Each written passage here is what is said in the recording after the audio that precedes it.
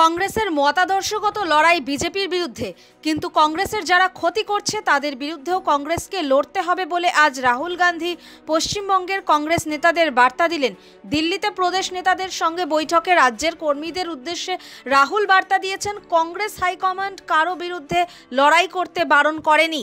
হাইকমান্ডের বক্তব্য, তৃণমূলের সঙ্গে সংসদে কংগ্রেসের বোঝাপড়া হতে পারে, তার জন্য তৃণমূলের বিরুদ্ধে লড়াইয়ে কোনো বাধা নেই।